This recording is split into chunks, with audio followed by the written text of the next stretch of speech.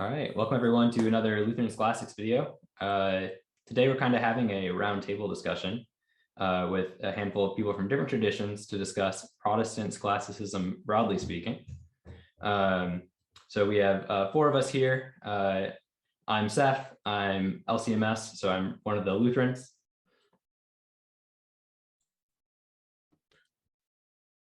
Sorry, I am Cameron. I am also one of the Lutherans, LCMS as well. I'm Josh, OPC, Presbyterian. And I'm Zach. I'm a lay Anglican in the ACNA. All right, well, welcome everybody. We're glad to have everyone here. So we're going to be discussing kind of three topics from aspect of Eastern tradition. The first one is a brief history of scholasticism in each tradition, then kind of book recommendations and major scholastic figures we'd recommend reading. And then lastly, the state of Protestant scholasticism today and how modern theologians are interacting with philosophy, if they're interacting with scholastics at all, or perhaps they're not, and having a kind of roundtable discussion on those topics at the end. So I'm going to kick us off with a brief history of Lutheran scholasticism. So obviously, people who have studied a little more theology probably are familiar with Luther being more against philosophy, and that is, he does have some quite harsh words against philosophy pervading theology, especially given his context, and he is quite harsh towards Aristotle at times and kind of rails against him. But on the other hand, Luther, being the setup for a lot of the Reformation, he does interact with philosophy positively on quite a few occasions. He is somewhat of a Platonist. He is very influenced by Bernard of Clairvaux, Augustine, and some of the German mystics. So he certainly inherits a Neoplatonist bent, and in his Heidelberg Disputation philosophical theses, he actually speaks quite favorably of Plato, at least when it comes to philosophy. And he does use things like four causes from Aristotle in his disputations, but he is certainly much more reserved than his medieval contemporaries and is quite critical of them. So Luther is not the setup really for Lutheran scholasticism so much as Melanchthon is.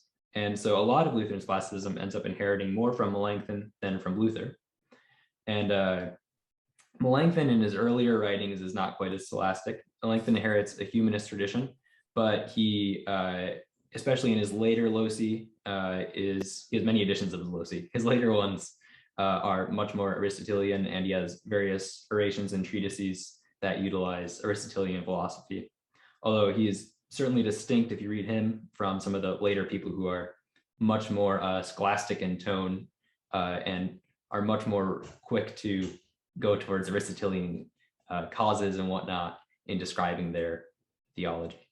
So Melanchthon kicks things off, and then in the during the controversies in Germany among Lutherans, there ends up being the need for the Formula of Concord, which is the final document that's put into the Lutheran confessions.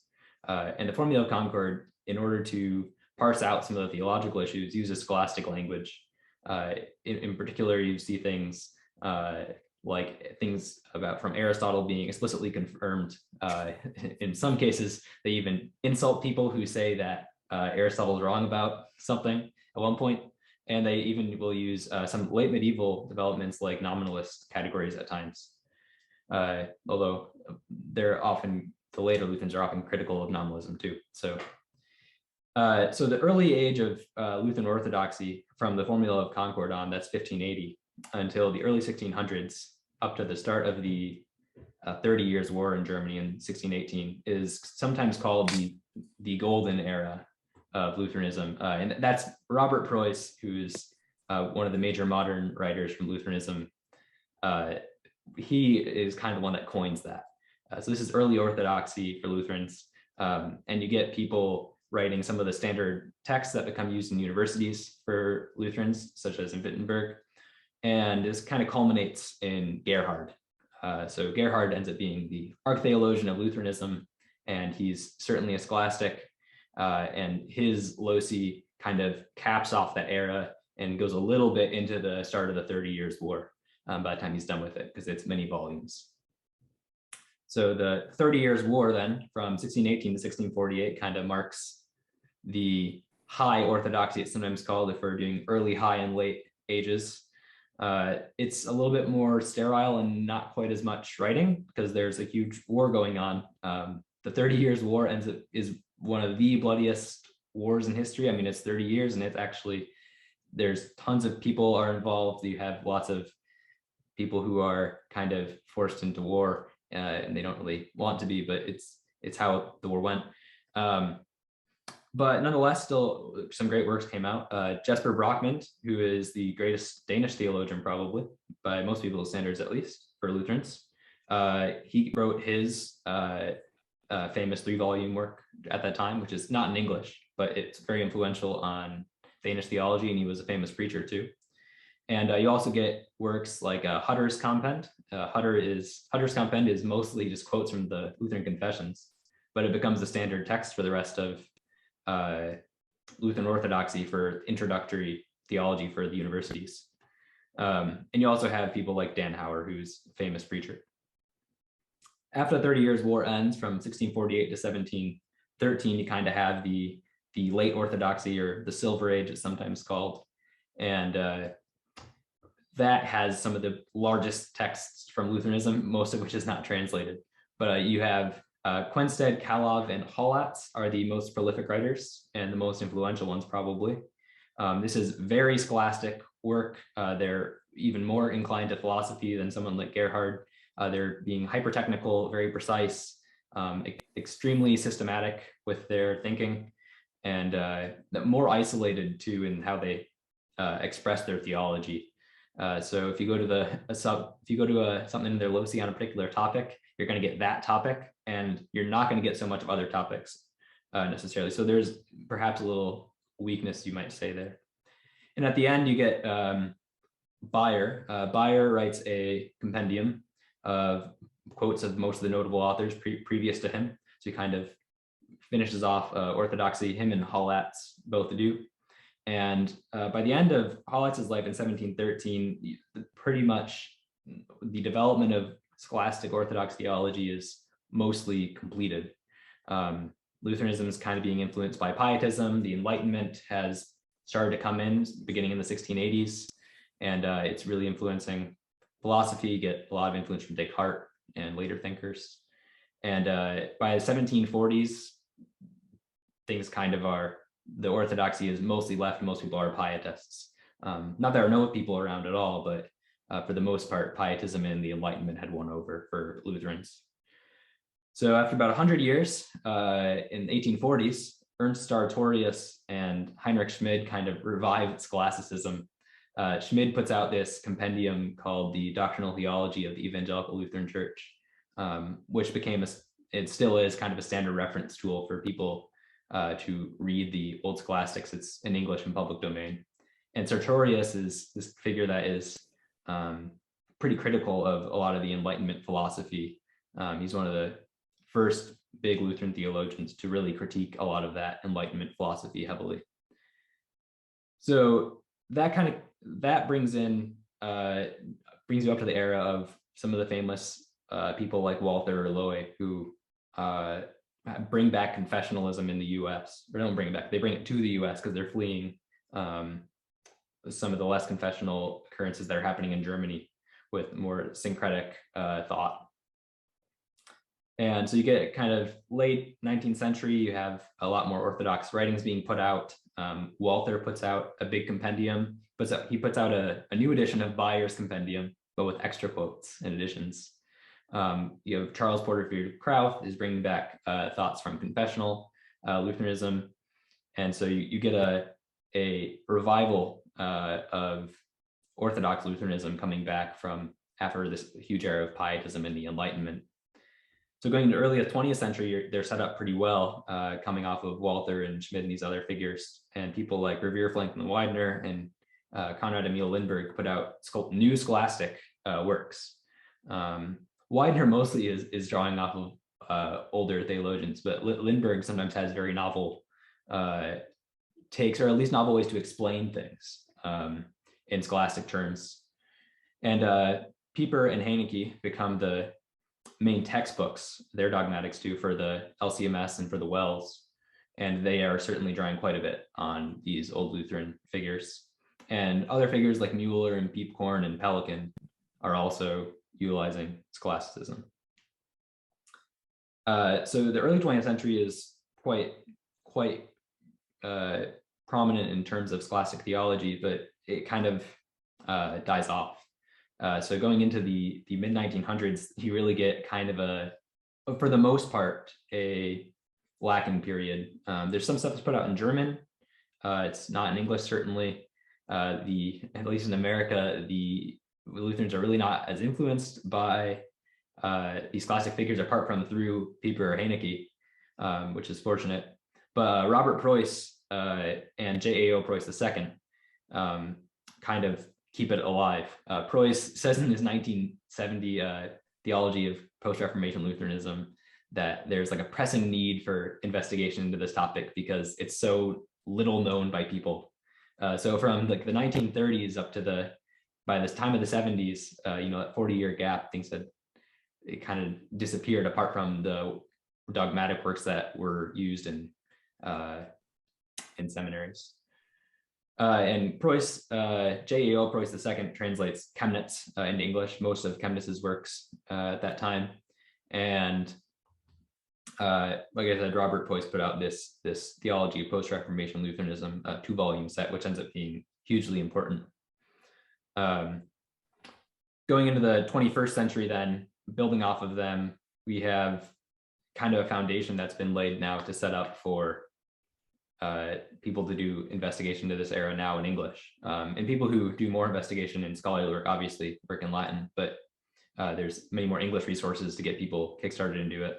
So we do have some professors today, Ben Mays, Ziegler, and Jordan Cooper are all doing work in scholasticism beginning in the early 21st century. And Mays is putting out a great translation of Gerhard now, and Cooper's putting out a contemporary Protestant scholastic theology series. So we have a good bulk of work out now. So I don't know how long that was, but feel free to be shorter or longer, everyone else.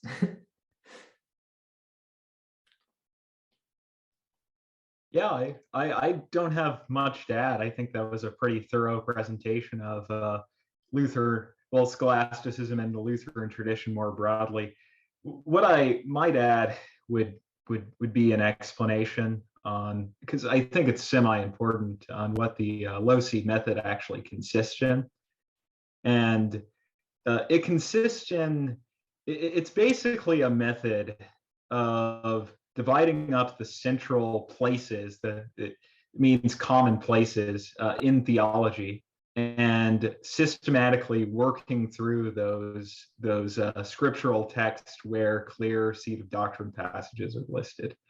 And initially, when Melanchthon put out the first edition of the Loci Communis, he didn't include almost anything that could be said to touch on scholasticism at all.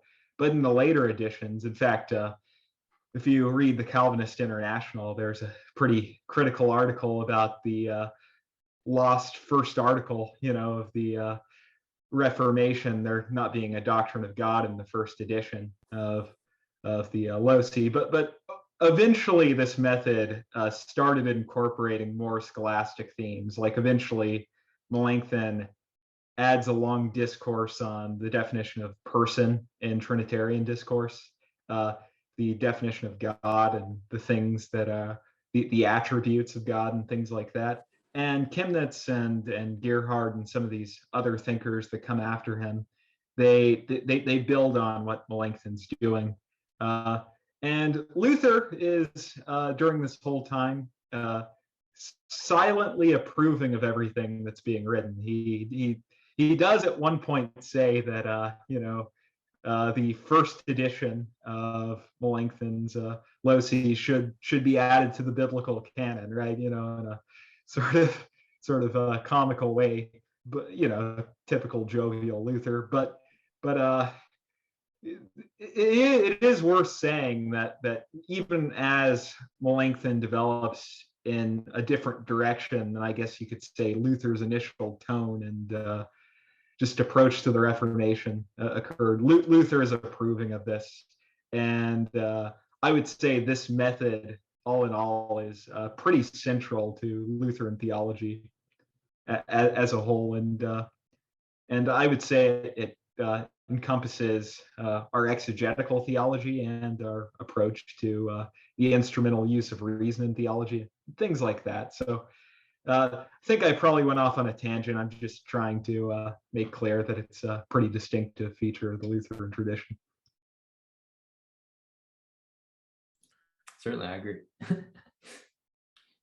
Josh, if you'd like to go and give your brief rundown. Yes, thank you. So I thought it might be good to start with just going back just to some definitions. Oftentimes we speak about Reformed Orthodoxy, Reformed Scholasticism, and oftentimes these are used interchangeably. But typically when in the scholarship, when you see Reformed Orthodoxy, it's referring to primarily a period in history. It stretches, it's from the 16th century, about mid 16th century into the 18th century, most located 1560 or 1565, and then ending the very end of the 18th century in 1790. And we'll get more, go more into that in a little bit.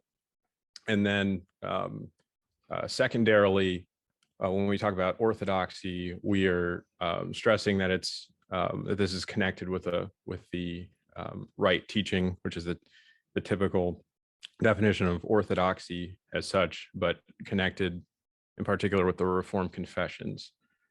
And then when we talk about scholasticism, that's a little bit more important to get this one right, because I think in the history of talking about Protestant scholasticism, oftentimes, in the modern scholarship will point this out, that oftentimes what is assumed is that scholasticism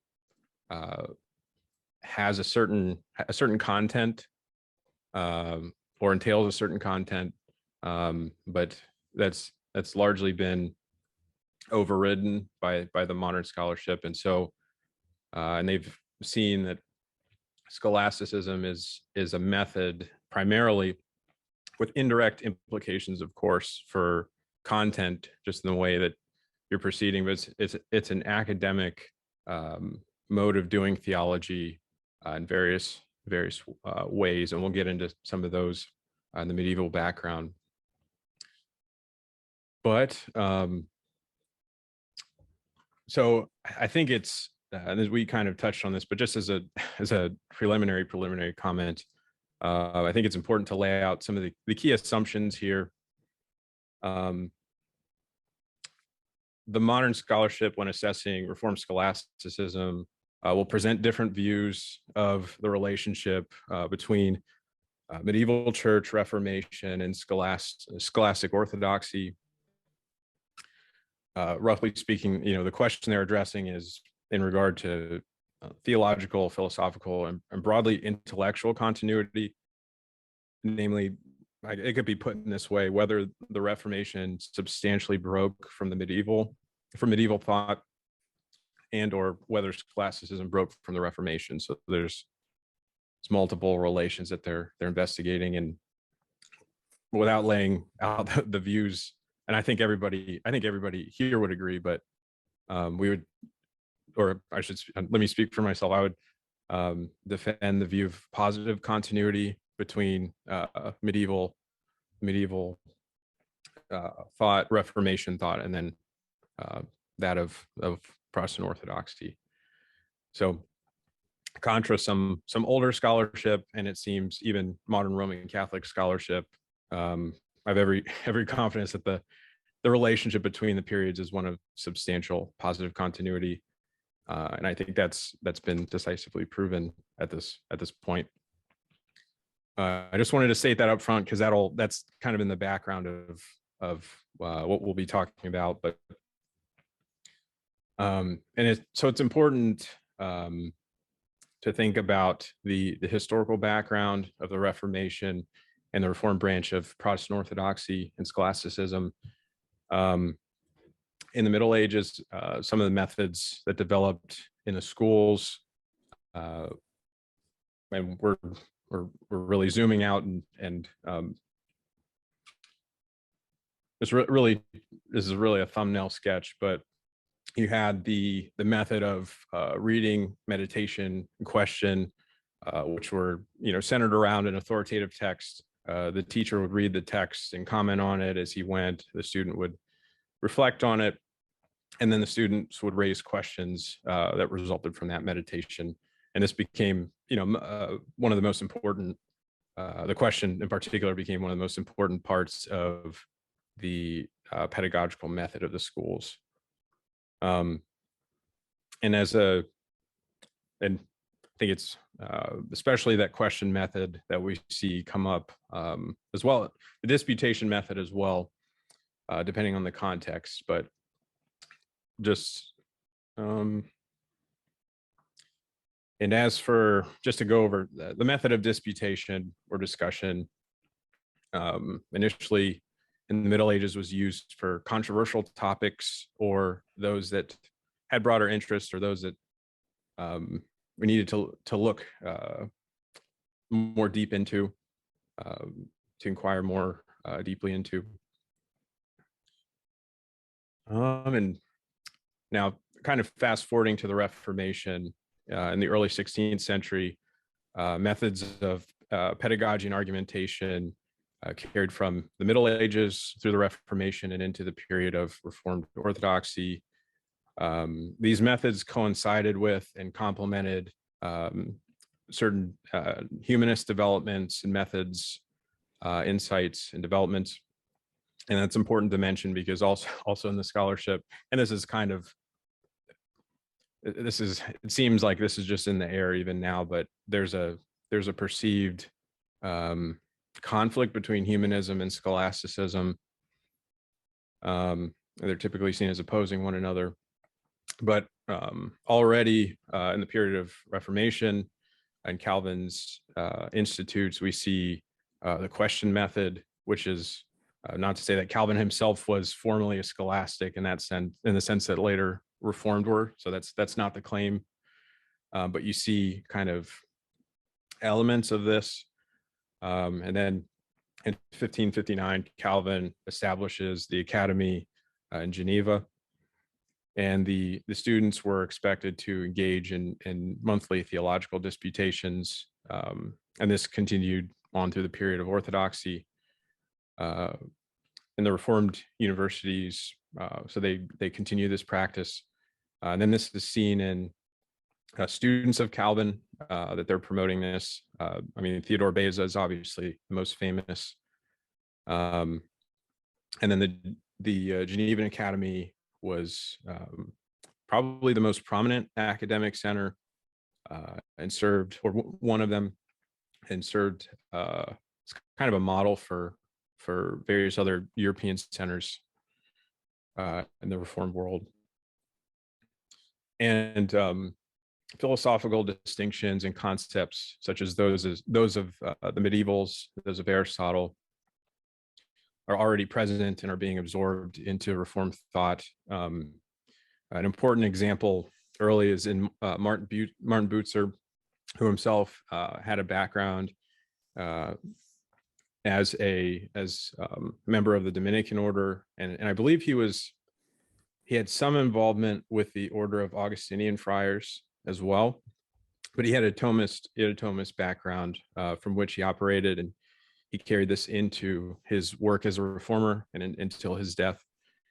But even as early as 1534, Bucer distinguishes between kinds of medieval scholastics, identifying, for example, Thomas Aquinas as one of the, quote, sounder scholastics, end quote, on account of his teaching in a number of loci, such as grace, predestination, reprobation, etc.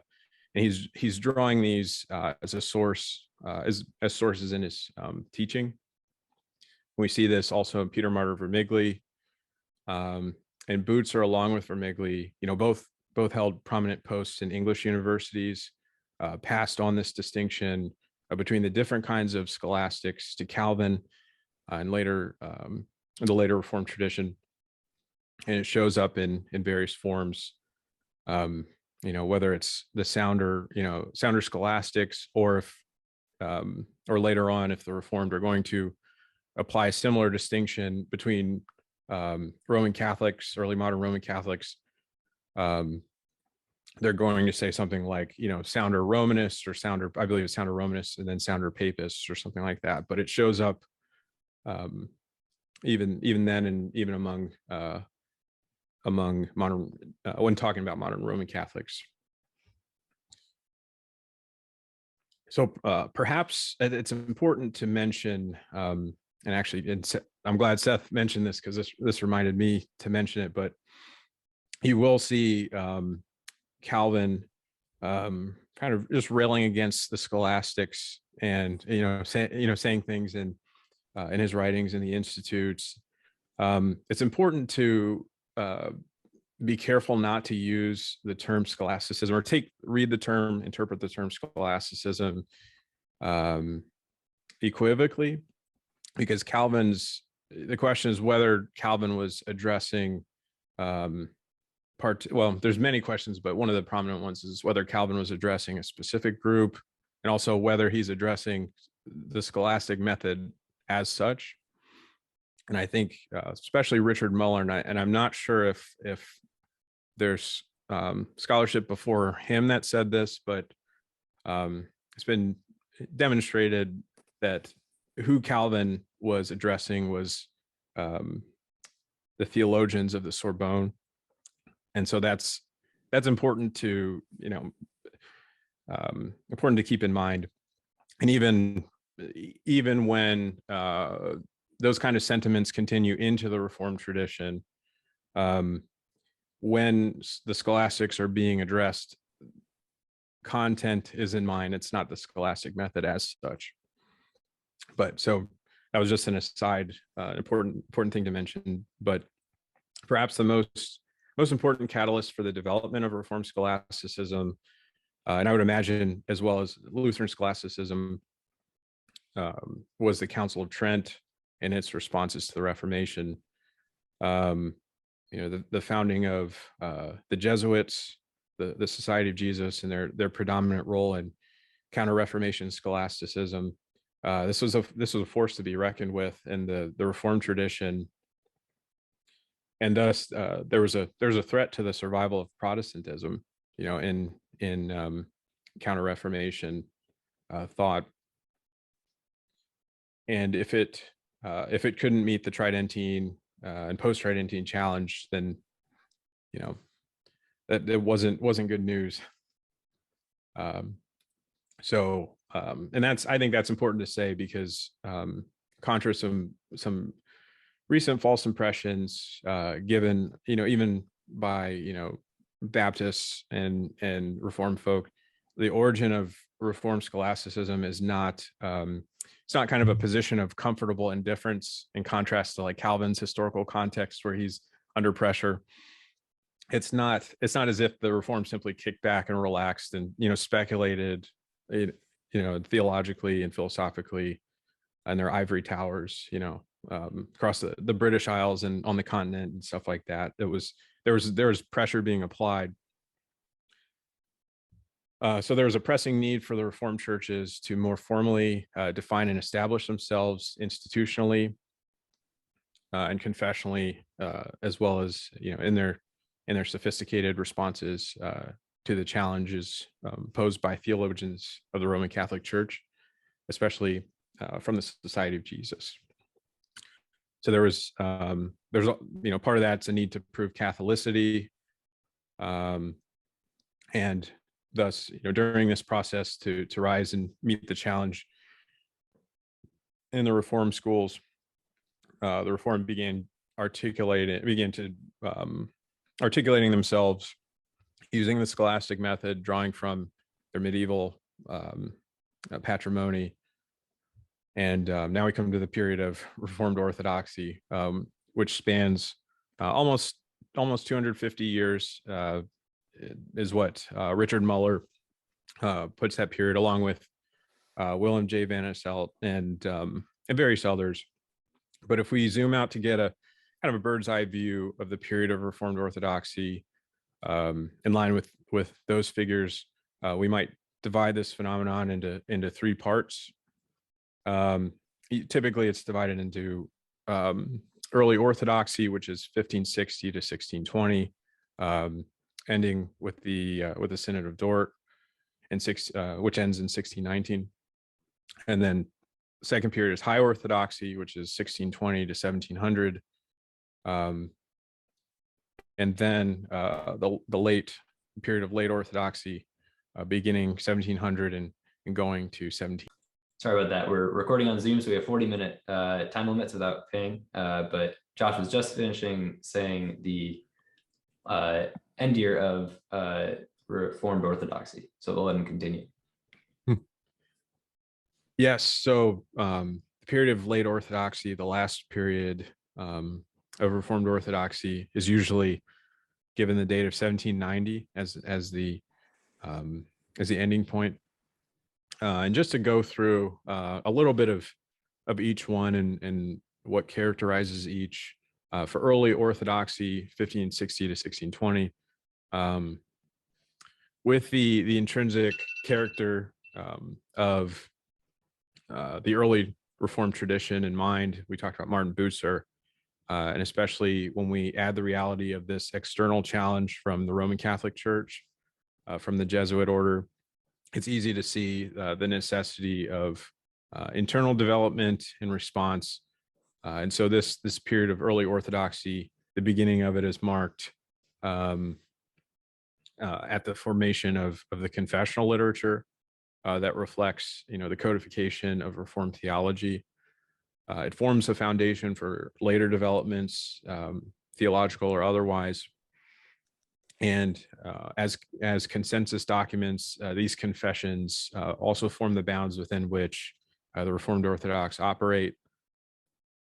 Then the end of the period is marked by the Synod of Dort from 1618 to 1619, the International Reformed Synod, and for a couple of reasons, Van Asselt uses this.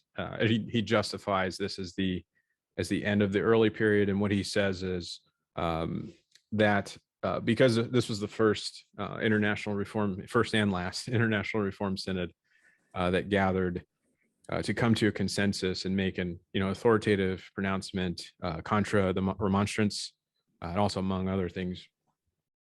But this also, he says, marks the end of the period of confessionalization broadly, and for the period of High Orthodoxy, which has the dates of 1620 to 1700, whereas those in before 1620 were working from the confessional documents as their ground. At this point in High Orthodoxy, the confessional documents are already in place, and now they've already been elaborated upon in various doctrinal systems. And naturally, in the period of High Orthodoxy, those doctrinal systems in the early period now become the foundation for further development, along with the confessions as well. And so we could think of it as High Orthodox Reformed standing on the shoulders of the early Orthodox Reformed. And accordingly, there's an increase in the level of precision with which topics are handled. And also, this is motivated by the rise in the need for polemics against other groups, the Socinians, the Remonstrants, and Roman Catholics.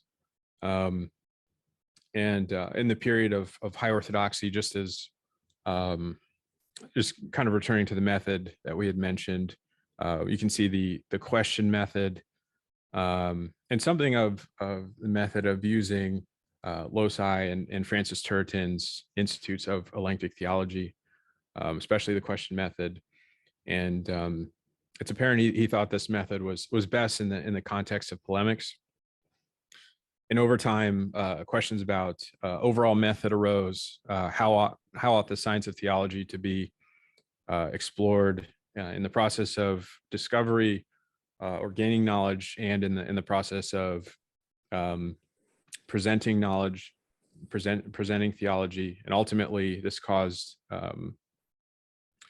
it to take a different form, the Reformed systems, than the approach of the Reformers.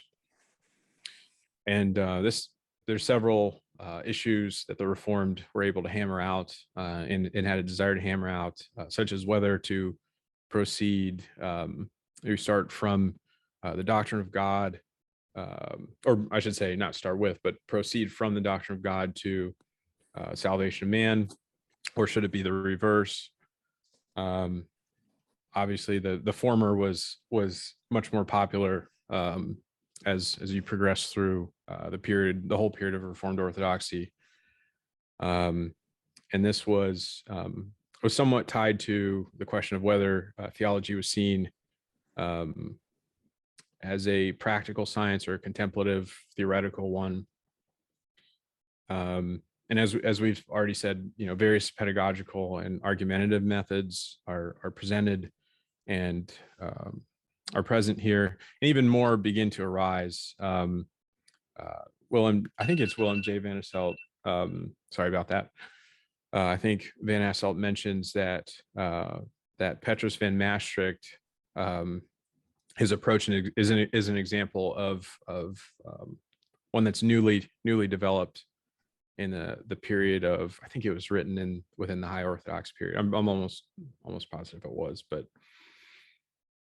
And then the period of late Orthodoxy, just a couple of comments on that. It's usually 1700 to 1790, and it begins with not the start of the Enlightenment, but I guess you could say a high point or a low point, depending on how you look at it. But starts with a significant point, the Enlightenment in Europe, and all of the different aspects involved in that, like biblical criticism and opposition to biblical and religious authority, and then that period ends with the general cessation of the scholastic method in the Reformed universities.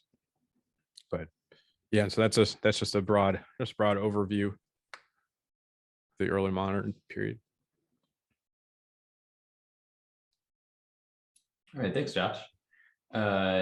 Zach, would you like to give any comments on that and talk about the Anglican developments? Sure. I just kind of want to preface this with saying that it's always a bit difficult to sort of speak broadly for the Anglican tradition. Everybody knows that within Anglicanism, there's always there kind of always has been this broad latitudinarianism that there's people that are going to approach Anglicanism from all sorts of different ways. You have people like very Reformed Anglicans that look at it in a strictly confessional light, and they're looking at the 39 Articles, the Book of Common Prayer, and things like that as this is what Anglicans believe. But we have people on the far other end of the spectrum, like Anglo-Catholics, that they're completely reinterpreting the Articles through writings of people like John Henry Newman that came about in the 19th century. And so there's a different way of sort of viewing the Anglican tradition. So I may make the Anglo-Catholics a bit mad with some of my statements, but I'm going to say that honestly, I see a lot of what Josh said as being true of Anglicanism in general. We as Anglicans were broadly influenced historically by Reformed Orthodoxy. And so some of the names that Josh brought up, people like Peter Martyr Vermigli and Martin Bucer, had tremendous influence on the Anglican tradition. For a time, Peter Martyr Vermigli, he served as a Regius Professor of Divinity at Oxford University. He was personally invited to that role by Thomas Cranmer. So we see, Peter Martyr Vermigli, a lot of people think of him as an Italian reformer. He was born in Italy, and he died in the Swiss states at the time. And a lot of people don't think of him as being an English theologian, but he had tremendous influence on Anglicanism. Even the 1552 prayer book took the Eucharistic service from Peter Martyr Vermigli. So we see his influence on the formularies. Going back to Martin Bucer, there's letters that were written between Martin Bucer and Thomas Cranmer that tremendously influenced the final Book of Common Prayer. So we see the Continental Reformers in many ways influencing the English Reformation. So it was not as if they were an isolated country that was merely the continuation of everything medieval Roman Catholicism put out there. There was a lot of influence from the Protestant divines on the continent. Vermigli I bring up specifically because he's very notable as probably one of the most scholastic of the Reformed theologians out there. He even wrote commentaries on Aristotle's Nicomachean Ethics. We see him. There's other scholars out there who've written comparisons between Vermigli's and Aquinas's doctrines of predestination. So we see kind of broad continuity with Peter Martyr Vermigli and this medieval scholastic theology in general. Some of the notable theologians that I think are kind of unique to Anglicanism that maybe broader Reformed Orthodoxy and maybe the Presbyterians wouldn't necessarily want to inherit, but are good nonetheless. People like John Davenant. He was the Bishop of Salisbury, incredible scholastic theologian, and just got done reading his On the Death of Christ not too long ago, which is his doctrine of the atonement. It's incredibly scholastic. He's pulling from guys like Prosper of Aquitaine, Augustine. It is a very scholastic work. And notably, he was one of the divines from England that was sent over to Dort. So the Synod of Dort and its eventual doctrine of the atonement was definitely influenced by John Davenant. And it is perhaps not, it's not quite limited atonement like maybe many moderns think. It is incredibly scholastic and nuanced. It's pulled from guys like Peter Lombard. Dr. Michael Lynch has put together a book that is kind of having a broad influence in the Reformed world right now on John Davenant's atonement theory. And it's oftentimes people call it hypothetical universalism, which is sort of distinct from the limited atonement view that's kind of become popularized in online Reformed circles. But yeah, it's the Lombardian formula. We find it written explicitly in Peter Lombard. Another guy who's kind of had a broad influence on the Anglican world and perhaps sets us apart somewhat from the more Puritan influenced Reformed world today would be Richard Hooker. He's kind of the quintessential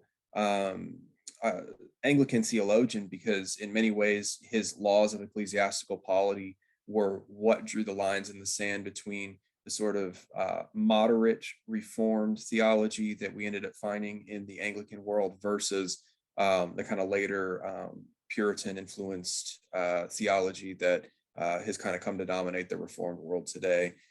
Also influenced by Peter Martyr Vermigli. He had a deep relationship with him. Also a tremendous scholastic Reformed theologian. I think kind of some of the biggest areas that I see, Anglicans and Reformed theologians in general as being continuous with the medieval scholastic tradition would definitely be in the doctrine of God. The Anglicans did not see themselves as innovating in this area at all. And in many ways were trying to be explicitly continuous with earlier theologians who wrote on theology proper. In the kind of the first article of the 39 articles, I think we see this laid out perfectly. And just to quote a little bit of it, this is the first part of the first article of the 39 articles is, there is but one living and true God, everlasting, without body, parts, or passions, of infinite power, wisdom, a goodness. So I think right there, you see things like simplicity, immutability, impassibility already being codified into the Anglican formularies from the get-go. And maybe it doesn't explicitly speak of simplicity and elaborate on it in the way that you might find in Aquinas, but it's quite obvious that they were going out of their way to affirm the doctrine of God as found in the Scholastic period, which was later helpful in refuting people like the Socinians, who became quite a thorn in the side of the English Church at one point. I think, I want to talk about John Owen a little bit. John Owen is not often thought of as an Anglican theologian, and in many ways he was a nonconformist and is often lumped in with the Puritans. But I think the ways in which John Owen is continuous with the Anglican tradition and is a product of the English Church is quite apparent. You can read John Owen and find in him ways he's continuous, but there's certainly ways he is discontinuous as well with earlier Anglican divines, but incredibly scholastic. We see things like causality in his writings. He had a lot of the same metaphysical assumptions that we find in scholastic theology, that they were never discarded. These things just never were thrown out the window in the English Church, and nobody said that we don't need these things anymore. And even the Puritans who had the English heritage were largely assuming the same metaphysical categories that had always been used. They had a classical philosophical system. We also had influence from Lutheran scholasticism within the Anglican Church as well. That's a piece that's kind of difficult to talk about in broad ways, because of it was not a big broad movement, but there were ways in which, especially the church under the Elizabethan settlement, tried to allow for sort of a moderate Lutheranism through the Philippists in some ways, where there was when things like predestination became heavy points of controversy in the English Church, there was always an attempt to allow for the Philippists a seat at the table.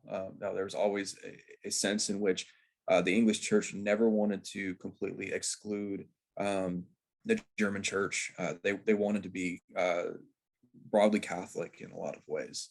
That's something I always appreciate about Anglicanism, is our ability to kind of allow for we want the best theology from both worlds. We want the Lutherans on our side, and we want the Reformed on our side, and that's something that has always drawn me to Anglicanism. All right, thanks, Seth. So the second part of what we wanted to do was kind of give book recommendations so people can learn more about Scholasticism from each tradition. I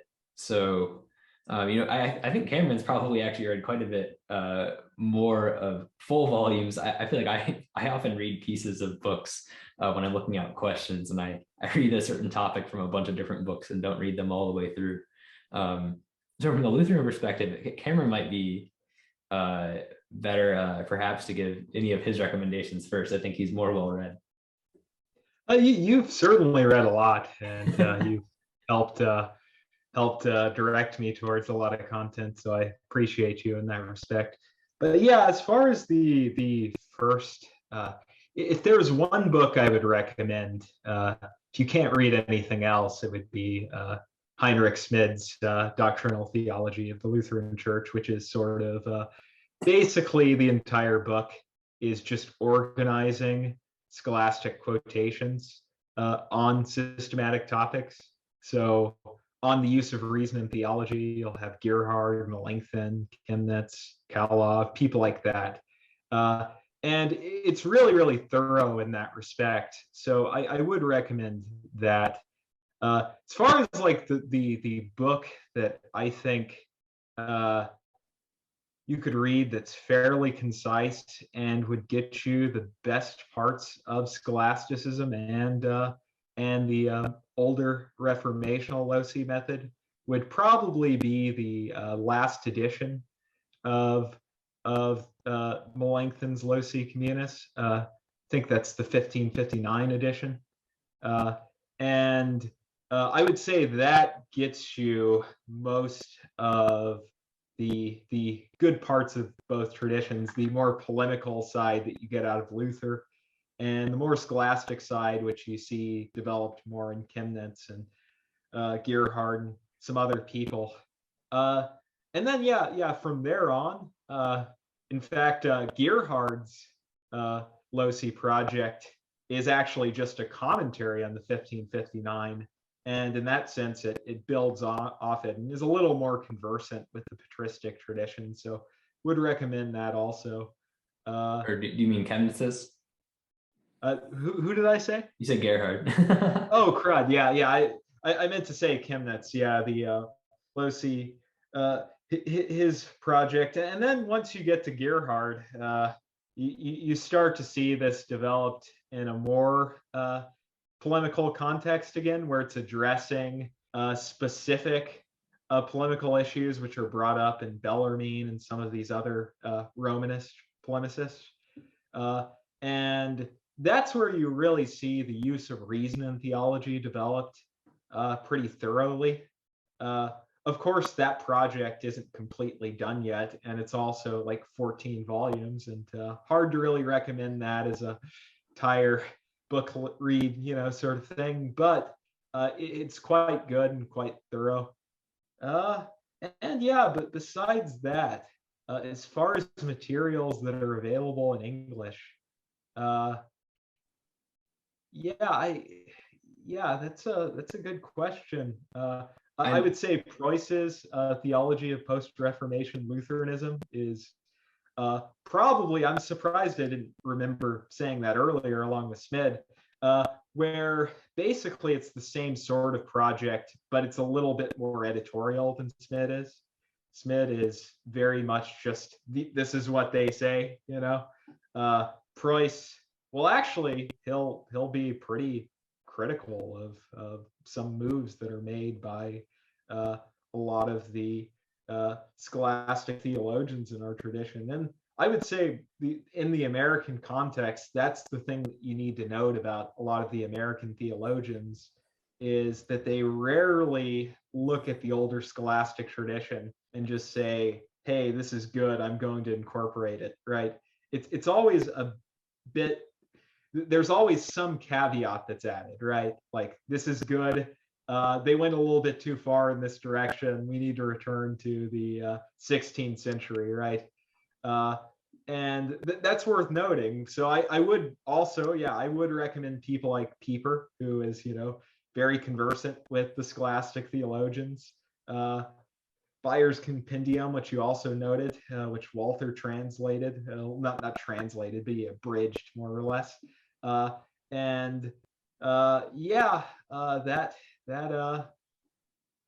I think would probably, I would say the last thing I'll say on Bayer is that Walther does an incredibly good job of making that really, really concise. And there's an English edition online, and you can really just see how the Lutheran theologians argue just by reading that text. And it also focuses on a lot of the things Josh was talking about, like theology as an aptitude, the fundamental articles of faith versus non-fundamental articles, and the various ways in which the four Aristotelian causes work out in the context of theology and justification. And I would agree also with what Josh said, and the fact that a lot of this is developed due to the fact that Trent basically codified scholastic terminology on a conciliar level. So this was needed. I realize I went off on a tangent yet again, so I will let Seth have it. Yeah, those are all the standard ones I'd probably recommend. Yeah, if you want the shortest and most concise treatment of scholastic Lutheran theology, that Beyer translation online, the Walter Beyer Compendium. If you just Google that, say Walter Beyer Compendium English on Google, it'll come up as one of the first results. It's a public domain English translation. I think it's like 90 pages. It is. Yeah, it's very, very short. It's very short. It's 90 pages, and that's the pages are actually like in block text. So it's not even like full 8.5 by 11 pages or anything. I mean, it's a little condensed. It's very brief and concise, but gives you a great summary of all of the scholastic tradition without building all of their arguments out on paper. You just get just the meat of it without everything else. That's a great one. I think I had to recommend one more. It would be Timothy Schmeling, who he's ELS, if I recall. I think he graduated from Bethany, and he has a book called Lives and Writings of the Fathers of the Lutheran Church, and that was a 2020 publication. That one it's a group work. They had a bunch of different people translate a work by some of these great writers and give information about their lives. And that's another great modern publication that summarizes, or not summarizes, but gives you a look at some of those early Lutheran figures. So, Josh, if you'd like to go and give some recommendations from the Reformed or Presbyterian tradition. Yes, and I was wondering if I kind of skipped over without realizing it, kind of a description of the disputation method.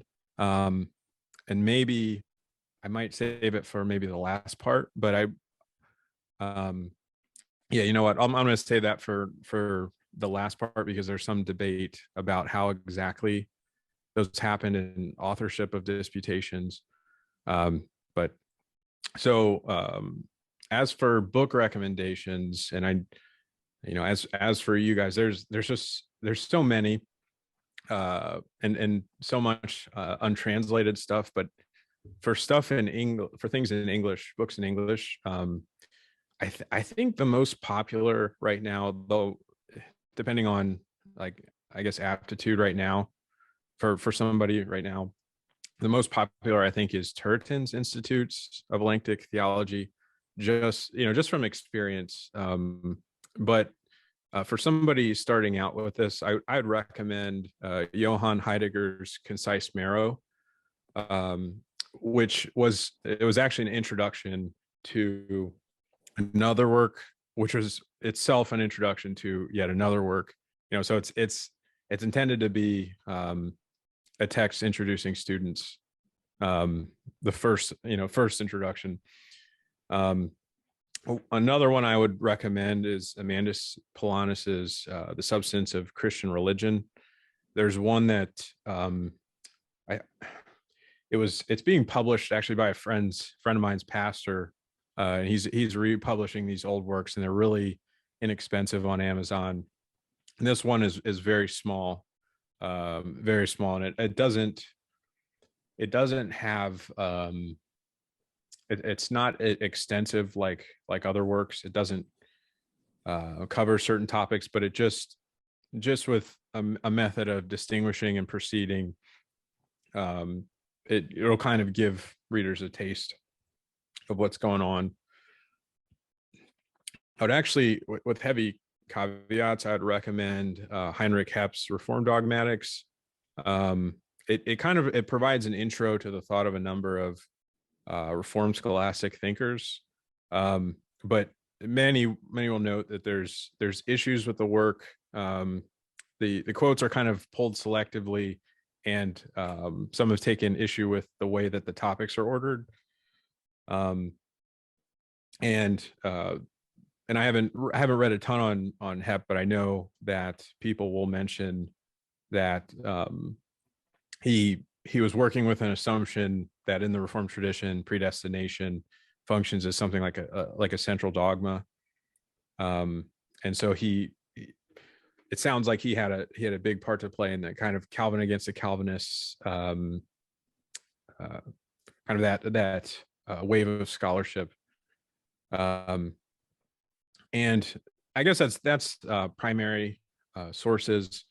For secondary sources, for starters, well, I'd recommend Introduction to Reformed Dogmatics, or I'm sorry, Introduction to Reformed Scholasticism, sorry, by Willem J. Van Asselt and the rest of the Utrecht School. It's a really, I don't know of another concise resource that covers as many things as it does. However, a kind of a medium caveat on this work would be that there are sections that take certain sides that are debated in the scholarship, such as, whether Aristotle affirmed the principle of plenitude and whether he was a determinist and things like that. These guys are going to answer in the affirmative. And what, even whether Thomas Aquinas was a determinist, and whether, and thus whether the Reformed Scholastics were,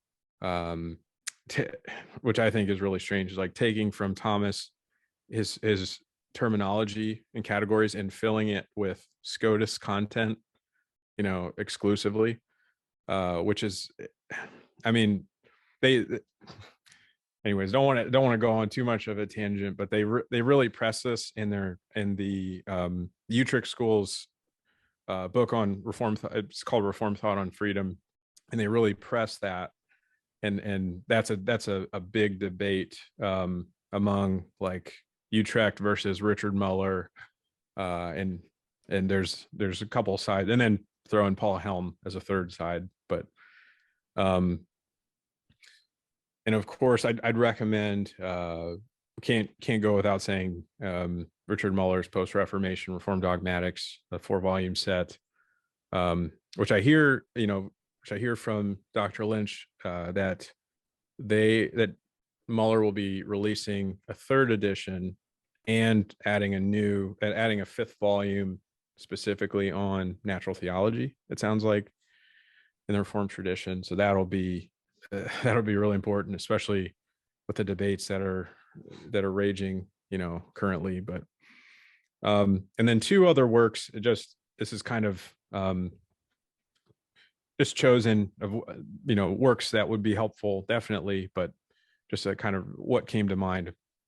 The last 2 works, the one would be a book called Aquinas Among the Protestants, edited by Manfred Svensson and David Van Drunen, and that's a very, very good introductory work. It's, I guess, depending on the aptitude, it's a lot to, it might be a lot to wrestle with there, but it's definitely worth the time and the thought. And the last one that came to mind was actually more recent. I think it was 2020 or 2019, but a book called Beyond Dort and De Auxiliis, which is edited by Jordan Baller, Matthew Gaetano, and David Sitzma. That book was the best book I read in 2020. It was just an amazing book about the interconfessional kind of parallels, amongst the Reformed and then amongst Roman Catholics on the other side. And I mean, I think the title says it all. It's basically, showing, the parallel developments and kind of exploding this idea that topics such as freedom of choice, predestination, reprobation, and grace and the rest, that these things cut across confessional lines. So that's really challenged in this book, and very, very effectively. That book is probably a lot easier than, I would say from memory, than Aquinas Among the Protestants as a secondary source. But yeah, those are just some that came to mind. Thanks. Zach, do you have any recommendations for the Anglican side? Yeah, I think To get a good historical understanding of how Scholasticism has influenced the Anglican tradition, I would definitely echo Josh and point to Richard Muller's works. I think that's, they're large volumes, but, it's indispensable to understanding how Scholasticism influenced the Reformed tradition in general, kind of after the initial Reformation period. Another one would be the Oxford Handbook on the Reception of Aquinas.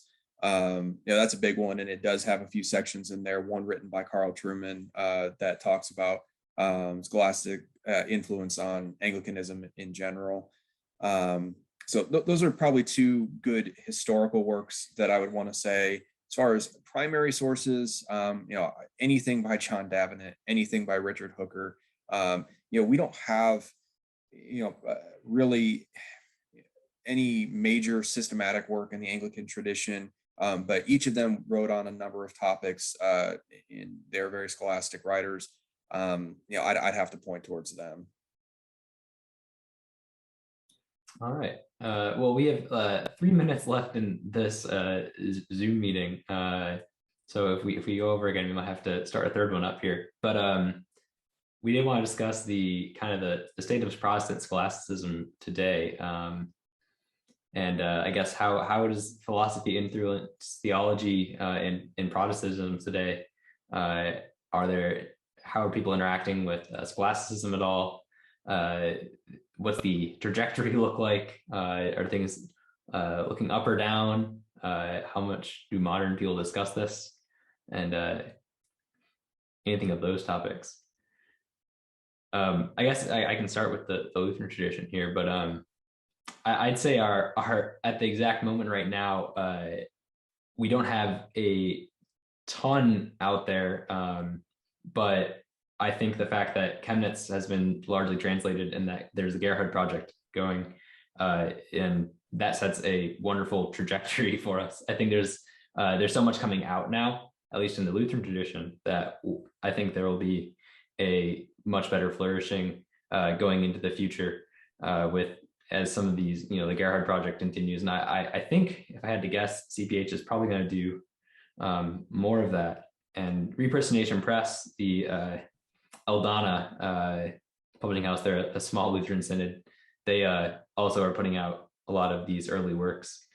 So I think at the exact moment right now, there's a lot of existentialist and neo-Kantian and more modern and postmodern thought floating around in the Lutheran air. But I think we have a good trajectory going forward, at least. Yeah. I don't think, Cameron, if you have anything else on that. Yeah, I would say like the way that like neo-Kantianism and Hegelianism influenced Lutheranism is sort of similar to the way, and I would say there's a much more positive cross-pollination here that common sense realism, I would say, took over in the Reformed tradition. But yeah, when you mentioned Princetontation presses, you reminded me of Gerhard's theological aphorisms, which I forgot to mention, but I would also recommend that to the list. We have an audio series done by a certain person on this YouTube channel. That is true. Yeah, we do. That's great, by the way. Yeah, it's very good. Yeah, but overall, I might get cut off here, but overall, I would say it's looking good. We have a lot of publishers who are putting out stuff and translation projects. Hopefully some of these other thinkers in the Silver Age and beyond get translated. We can only hope it. Yeah, so I think the state of Lutheranism on the question, well, the state of scholasticism and Lutheranism is certainly looking on the way up. I would say as far as certain questions that were answered and the way that these questions were approached in scholasticism and in the Lutheran Orthodox period, there is going to be some skepticism, especially in the LCMS. And I think part of that reason is that unlike the Reformed tradition, there actually was not one monolithic or consistent way of approaching, say, the interaction between reason and and exegetical theology. And I would say, for instance, Gerhard's approach is much more skeptical than, say, someone like Halas, right, who I would say is much closer to Aquinas and people like Turretin, in the sense that they're willing to say that the distinction between theology and philosophy is more in the concrete than it is in the abstract, right? That is to say that since we are fallen human beings, we naturally are drawn to bad conclusions, but that says nothing about, say, a distinction between the absolute and ordained power of God, and say a lot of these distinctions that more nominalist theologians would appeal to. Although, even that term is kind of a bit of an anachronism, because that idea is present in Aquinas. But yeah, to end, I think that the state of scholasticism and Lutheranism is pretty good. Could be better, but it's certainly healthier than it was 30 years ago. I definitely agree there. Josh, how is the what's it looking like, I guess, over in the Reformed world? And maybe this goes for both Zach and Josh together. I'm not sure. I'm just not as familiar with the Reformed side of things. But I guess what does the philosophical outlook look like in your tradition, and interaction with Scholasticism look like? Yeah, I was actually going to say that too. I was going to say I might need to call on Zach for some help too on the modern scene. But I was thinking about it, and I guess to start with that question, that was actually start with that point. That was actually one of the last ones that I had here. But I do think there's kind of a confusion now in the Reformed world, at least that I can see. And I say Reformed, and it's difficult because we're talking about now Reformed Baptists as well, as having an influence in a closer connection with the Reformed today than maybe it was, in the early modern period. But there's definitely on issues of prolegomena, yes, such as the relationship of theology and philosophy. I think now I don't want to be simplistic, and Zach, please check me on this if this isn't a good representation of the moderns. But I don't think it's exaggerating to say that a lot of Reform today, there's just this move toward there's a move toward biblicism. So, simply put, there really is a move toward biblicism, and a kind of a skepticism of the use of philosophy and the use of, right now the conversations about Thomas Aquinas, and the use of Aristotelian philosophy, whether or not you can bring in Aristotle's categories without whether or not you can critically appropriate Aristotle, to put it simply. And this is, this is like this is really like modern Baptist influence, I think. But in, like, for example, we just had our spring presbytery. Like nobody in, and I'm in Ohio, but nobody in the Ohio Presbytery of the OPC would bat an eye if I cited Thomas on something, or if I appealed to him or whatever, or used a distinction or something like that. There's not this kind of knee jerk, where I'm at, and neither is there, with in our congregation, or with my pastor, or the congregations closest to us.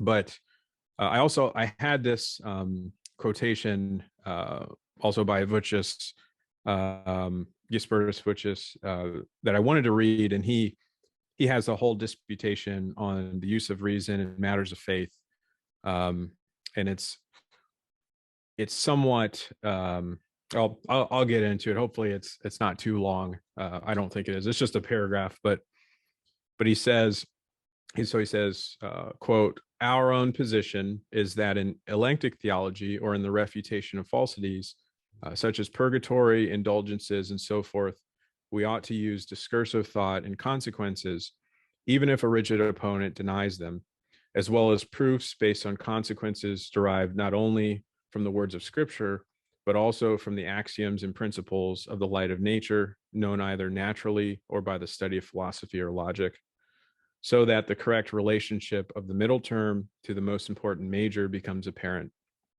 But the truth of positions, or the middle term, and the relationship of the middle term to the most important minor must be proven from Scripture alone, unless the position pertain to natural theology, in which case they must be proved primarily from Scripture and secondarily from the light of nature, either with express words or from equivalent terms, or by good or by good consequence. And my end quote, my Westminster terminology was coming through. Good and necessary consequences. But you can see there, and then in Vuccis's whole disputation, he faces off against Socinians, and then also Roman Catholics on different issues. But there's a really big discrepancy between kind of, it really just the biblicism of the modern Reformed, and it seems primarily a wing of the Reformed Baptists, and then the definitely the early modern Reformed Orthodox. Actually, and I had a number of just specific issues that this affects down the line. But I wanted to just ask if there's, from Zach or from anybody, if like any thoughts on that, or feel free to check me on that.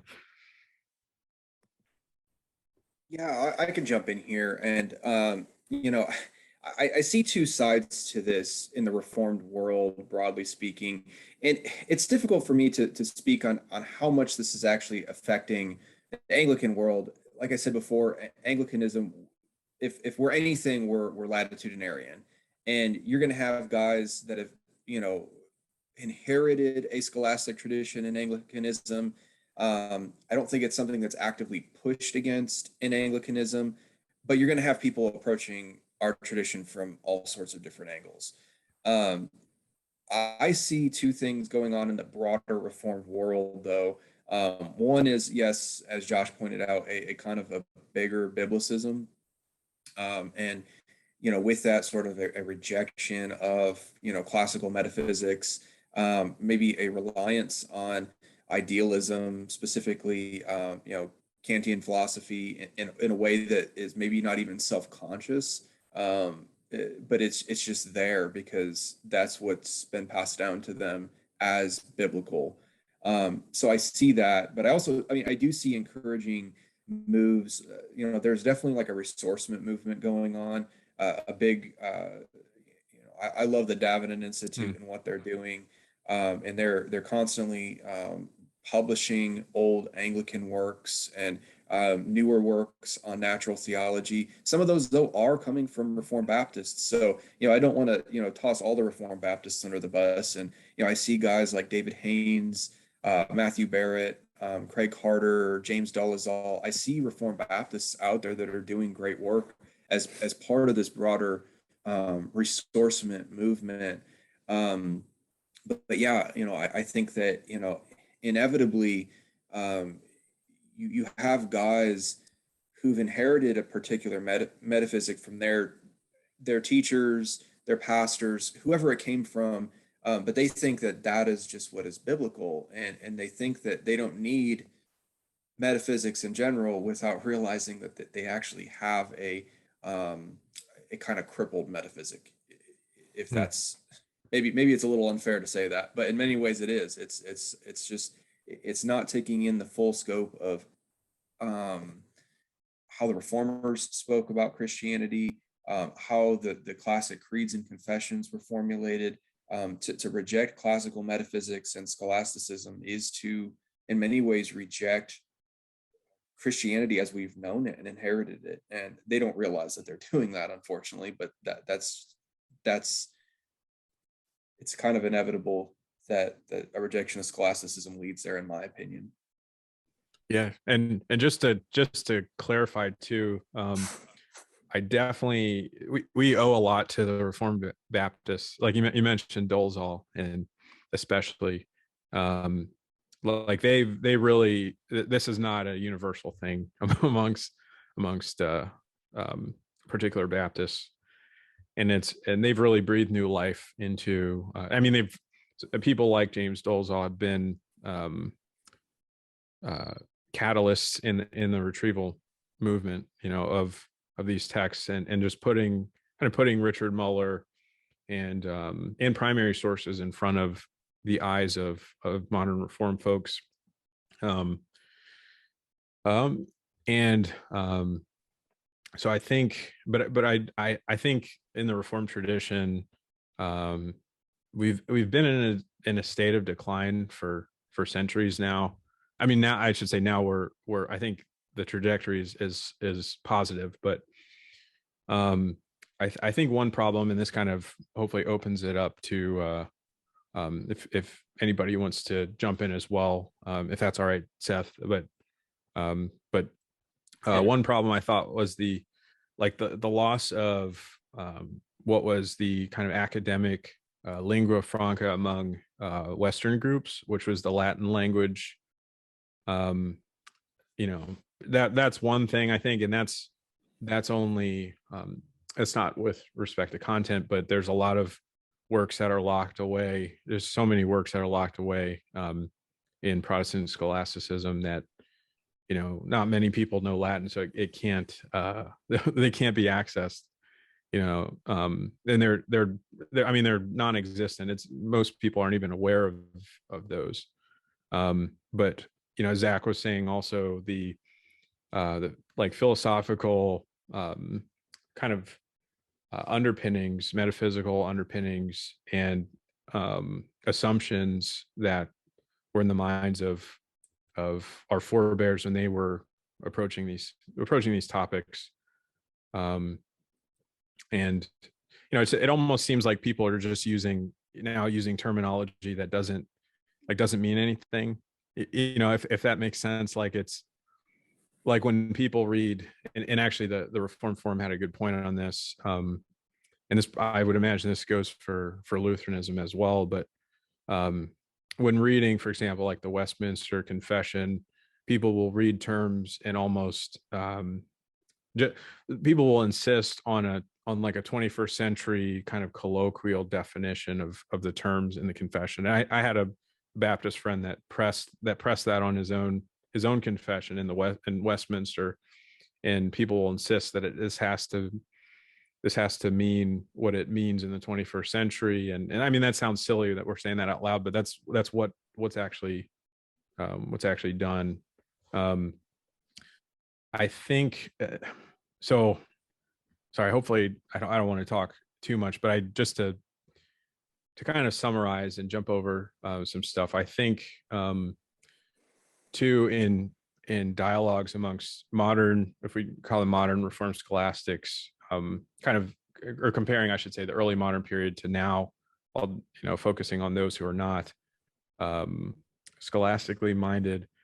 I think externally, for example, so much so this is a problem when Reformed are dialoguing with, for example, like Roman Catholics on literature or something like that. Or typically it seems that when Roman Catholics write a back and forth dialogue, it seems like the Protestants they select as representative of the traditions are not representative of the Protestant Orthodoxy. And I have an idea, or an example in my mind of, I think it was a book on impassibility, and they chose like a Bardian to represent the Protestant side, and that I thought that's unfortunate. I don't want talk too much, but there's a number. I think there's a number of specific topics that we could get into, which I can save for if we have time. I don't want to talk too much. On the question of the language and categories that are being used, I think we have some of that in Lutheranism, at least to a degree, certainly. The most used edition of our confessions for the Book of Concord for the seminaries is it's Kolb Weingart edition. It's Robert Kolb, and I'm forgetting Weingart's first name now. But sometimes there are footnotes that seem to say things that just explain something about some wording in like the Formula of Concord, and they will be obviously reading in later philosophy into the text when it was using very apparent classical terms to describe something. So they end up kind of messing up with the original meaning of it, which is unfortunate for an academic work. And Kolb Weingart, the both of them, that they're not. I don't want to like insult them or something. I don't agree with their philosophy, but they're smart people. So it's unfortunate that that their edition of our confessions has that issue. Yeah, Kolb's very, very conversant with the scholastic literature from this time period. So it's kind of surprising. But yeah, one of the things I'll say to add on to what Josh was saying earlier was I think the divisions in Lutheranism on the use of scholastic philosophy are much different than they are in the Reformed world, because in Lutheranism, we don't really have a fully specified debate on apologetic methodology, right? And I think in the Reformed world, debates about Clarkianism, Van Tillianism, classicalism, and things like that, they don't really exist in Lutheranism. And I would say a lot of these debates about metaphysical prolegomena also didn't exist, even in the American context. If you read in the 1800s, you have people like Charles Hodge who were incorporating common sense realism and getting rid of classical doctrines like divine concurrence by doing so. And in Lutheranism, the closest that you have to things like that going on are in Germany, a lot of Hegelianism. And in the American context, you actually, there are a couple people who try to co-opt common sense philosophy terms, but they're rare and they're not confessional. So Smucker would be an example of someone who uses common sense realism to reject, say, the Lutheran view of Eucharistic theology. Today, I would say there's a return to scholasticism primarily as a way of organizing the subject matter of theology, right? And that's much closer to the approach that you get in Gerhard and some of these other thinkers than you do in, say, a lot of, I would say the approach is one of the reasons I think confessionalism moved away from a lot of this overly ambitious rationalism was because thinkers like Leibniz used it to reject classical Lutheran doctrines like the Communicatio Idiomatum and things like that. But I would say nowadays there's greater appreciation for metaphysical categories, at least as a way of explaining things and organizing thoughts. There still would be a distinction. So what Josh said on the use of middle terms in theological discourse and the use of regenerate reason more broadly speaking, that would be a difference between Lutherans and the Reformed Scholastic on this question. And there's a lot of debates that occurred on that issue, and Gerhard says a few things, and Turretin and his section on the Institutes goes pretty hard against Lutherans on this question. So yeah, I would say that's the major distinction between the two. Since I don't have anything written down, I'm pretty much just going off right now. So I think I'll stop just to collect my thoughts. But all in all, I would say the state of discourse in Lutheranism on the scholastic method is just different because the context is different. We're interacting with people like Ferdy and some of these more existentially minded thinkers, and you're interacting with presuppositionalists and people of that stripe. So Yeah. there's bound to Speaking be of those presuppositionalists, I actually have one of the, I think this is a Dominant Institute. Yeah, it is. It's a Dominant Press. Without Excuse this is actually a very good book if you want to look at on the reform side on these disputes with presuppositionalism versus more classical philosophy. It's a series of essays, so it covers kind of a variety of topics. That's a great volume. Right, and that's also worth noting is that in Lutheran circles, doctrine of God debates are just not all that present, at least to the extent that they are in the Reformed world. Most theologians will just say, well, the Augsburg Confession affirms divine simplicity and impassibility, and that's that. You guys are lucky in that regard, I think. Yeah, the Augsburg Confession on Doctrine of God it's pretty darn clear that we affirm the classical definition, I gotta say. Yeah, and Cameron, I think Cameron's right that we have different battles, the Lutherans and the Reformed, with regard to philosophy in the modern day. Cameron mentioned Ferdy. We have like this what we call radical Lutheranism. It's often called. This is like Ferdy and Oswald Bayer and Stephen Paulson. They're coming from a more existentialist, and they're using things like speech act theory to do their theology, and they reject classical stuff. But sometimes some of that camp is not confessional. Some of it is more confessional. There's kind of a little variety there. But yeah, definitely, I think the landscape in the Reformed world is simply different, because I don't think you guys quite have so much of that particular battle being fought. I could be wrong, but that's my impression too. I haven't seen that with the speech act theory, but I think I've listened to the one figure that you mentioned, or the one of the figures that you mentioned for that. Was he been, well, I can ask that later, but yeah, I don't think we have that like that debate. Yeah, so that's a good point.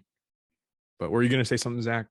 Yeah, I was going to say, I think that in some ways, both Anglicanism and Lutheranism have the benefit of our confessional statements sort of being formed, where scholasticism in some ways was taken for granted, at the early Reformation period, where largely even the people that spoke negatively of scholasticism hadn't rejected it outright and retained a lot of its metaphysical assumptions. So I think in the Anglican world, I quoted a little bit out of Article 1 of the 39 articles earlier in this podcast. And, I think there's an attraction of some people in the Reformed world over to the Anglican side that are more classically minded, because these fights, the presuppositionalist fight, isn't really a thing that we're doing. That's not something that's largely talked about or discussed even in the Anglican world. But because we have interacted so deeply and drawn from the well of the Reformed Orthodox in general, some of these fights do make their way into Anglicanism, but it's just not as big of a deal as it seems to be in certain Presbyterian circles, or even Reformed Baptist circles.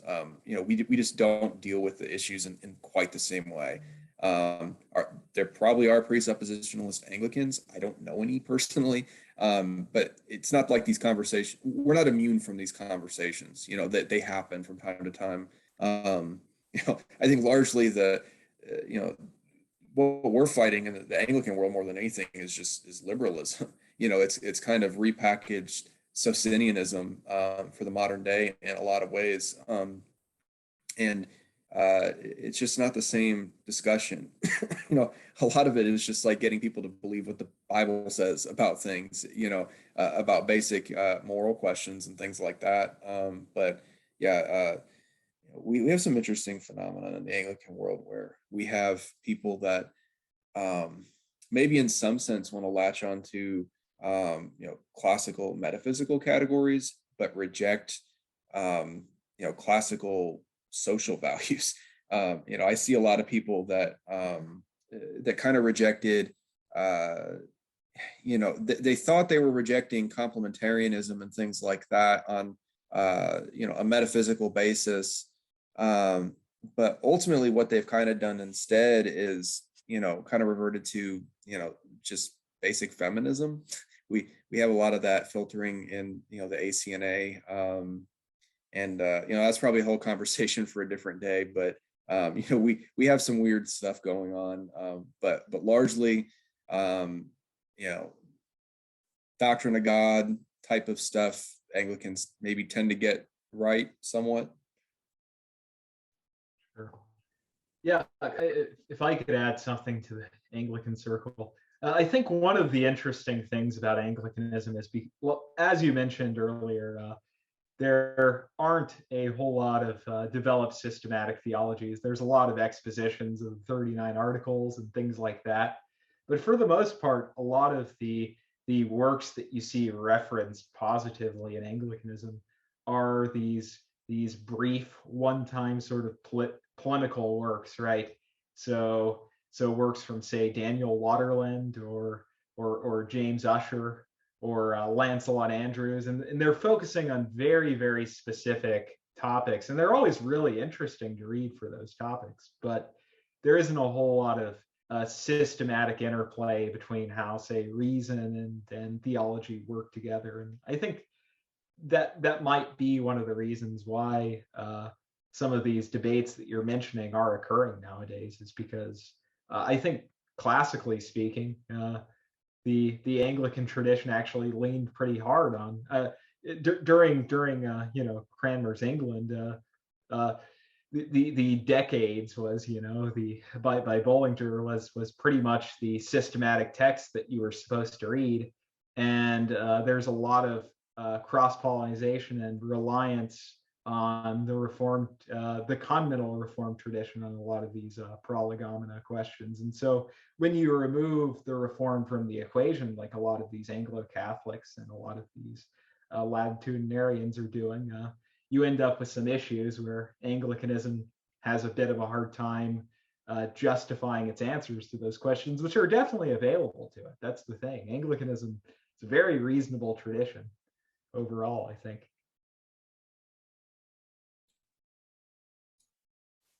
All right. Yeah, sorry. Yeah, and if anyone have any final thoughts? If you don't, that's fine. I think one comment I just wanted to make too is I think this is somewhat related, but Zach mentioned it, that a lot of Reformed from American, so it's would be like mainly Presbyterians, are moving over to like the Anglican tradition in light of the debates that go on here. And I think what groups like the Davenant Institute have done is that they and I'm 100% on board with it, but I think like that's in the best Reformed groups, that's not that shouldn't be a controversial thing. You know what I mean? Like that like in me, and I think it was Clayton Hutchins, if you guys know or have seen him on Twitter or Facebook, but he calls it the Vermigli option, where Vermigli on the continent was this, and then in England Vermigli was that, and but he could move across various go into various areas and change things, and his theology didn't change, but it was ecclesially he is associated with people that look different. But I'm I guess more ironic than probably maybe a lot of more Covenanter type Reform, but I think that's a good what they're doing is really good for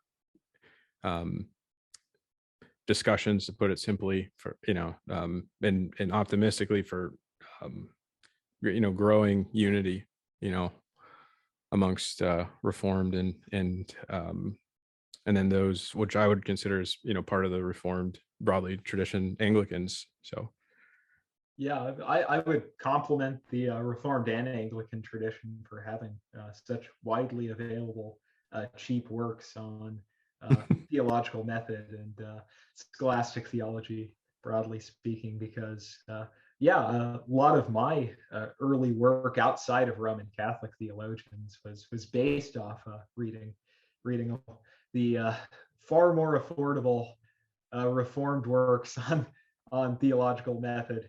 I was reading Davenant on justification, probably 5 years ago, and it's one of the sole reasons I stayed a Protestant. And I think that that's one of the cool things about both the Anglican and Reformed tradition. To some extent, they could be said to be part of the same tradition. Is that I think there's a great appreciation for what these works meant historically speaking, and they've always made sure to make them available to the public at large. And in Lutheranism, it's much different case scenario. We have expensive publishing, unfortunately. Although Justin Sinner is doing a good job at getting out much cheaper works, so good for them. Honestly, that they're doing great publications. So, right, yeah, Justin Sinner's definitely good. Even the people out of Eldona are actually putting out some relatively cheap material. Yeah, Reprisonation Press is much more affordable than CPH, and CPH puts out great material, but everyone I think knows that who's bought from CPH that they're not the most affordable publishing house. They're fairly expensive. So, but I think that was a great way to wrap up the discussion. Thank you everyone for coming on. I really appreciate that you guys took the time. We did quite a session here. I think people will appreciate the discussion of Protestant scholasticism more broadly. It's really not discussed a ton on YouTube, and not discussed a lot at a more lay level that's more understandable. So I think it was good to get a kind of a little round table of everyone together here, especially because I think we can benefit probably from each other's authors, especially on particular issues and looking at how things are thought through. And we all counter the Roman Catholics, and I guess the Remonstrants too. So we do have some common theological heritage. I think we can benefit from each other in that respect. Yes. So thanks for coming on, guys. Thank you. Take care. All right. Take care. See everyone next week.